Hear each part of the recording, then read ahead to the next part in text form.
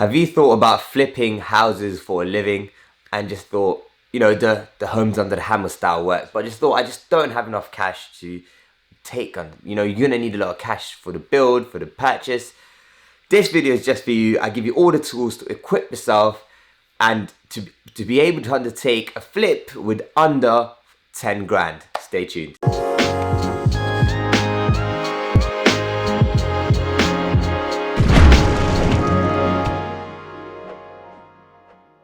I'm gonna dive straight into the video. This video is for the newbie entrepreneurs, property entrepreneurs that want to undertake flips but just think there's too many obstacles ahead of them. I'm gonna help you out. Most people assume that you're gonna have to use bridging, which is scary. It's scary for me as well. Or investor finance, which is again, you're taking someone else's money. It can be a bit scary. What if I mess this up? You want to do it off your own back initially, right? And at least without the financing of the daunting bridging finance, right? So we're going to talk about residential finance, so residential mortgages. I'm sure a lot of people have heard about that and how you can use that to flip, especially if it's your first property.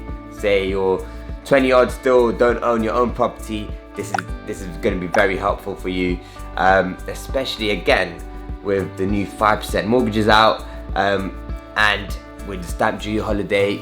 Your initial output or capital output is going to be a lot less than usual. So now it's the best time to jump. Like, let's take an example of a £150,000 home, maybe in Liverpool, Coventry, Birmingham, Nottingham, whatever you fancy. Probably not in London. It's a bit expensive down here. But say it's a £150,000 house or a £100,000 house, and we take 5% depot, which is 5,000 for 100,000, 7.5 thousand for a £150,000 house. That's pretty much all your outlay, because without the stamp duty, with the stamp duty holiday going on right now, which ends in June, and then it's tapered off till September, or with the 5% mortgages that we're lucky to have at the moment, you could undertake that as your own property. I'm going to give you two options. So say you have a bit more money, then you can go in, fix it up quickly, or do the work yourself, reduce the cost and resell it or rent it out. We'll talk about flips here, right? If you don't have the extra cash, and we'll talk about again under 10,000, right? You might purchase that property for yourself, right? You go and live in there, so you're no longer living at home or renting. You work on it slowly. You do up the kitchen while you're saving money, while you're working. Then you do up the bathroom, maybe add an extension, depending. Look, I'm just giving out ideas here. You do one of these things, and now the property that you bought for 100,000 may be worth 200,000. So you could either, refinance that and keep that, but if you flip that, maybe you spent 10 grand and did a lot of work on it. Maybe you spent 20 grand over the time you lived there and put the work in to do it up. You've made 80,000.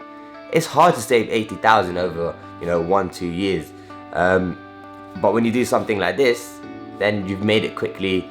Flip it, get onto the next project. Just going into it again, I think buying your own home is the cheapest and the best way to get into flipping houses. This is for a beginner's guide. You're just looking to get in. Saving 10 grand might be easier. So you purchase a property, you live in there, do it up slowly and sell it on. It might take a couple of years, but you're gonna make 80 grand. Taking a step back, you gotta do your due diligence. Make sure you're buying a house that's, pretty distressed, but habitable, so you can live in there. But so you can actually add enough value to make that increase. Don't buy an expensive house where it's already got a ceiling. You can't go higher. That's about it for the video, guys. We can get a bit more creative, talk about creative financing, getting bridging loans, raising investor finance. But we can talk about that once you've done that first project. I'll make a video on it, of course. But once you've done the first project, then you have that confidence and you know what it takes to do a flip. Now you can go and scale the business, do multiple, flips using investor finance, using bridging loans, because the exit, how long everything takes. It just gives you that, education is key. And I think through experience for yourself and without, the pressure of time and paying people back, then your first flip, once you do it for yourself, through a residential mortgage, you're winning.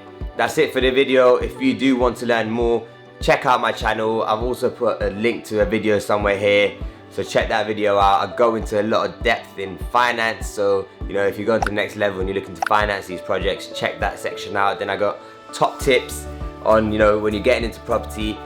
I cover everything property beginner friendly, so you can choose your strategies and, you know, build your own empire. Hope you like it. See you soon. Listen.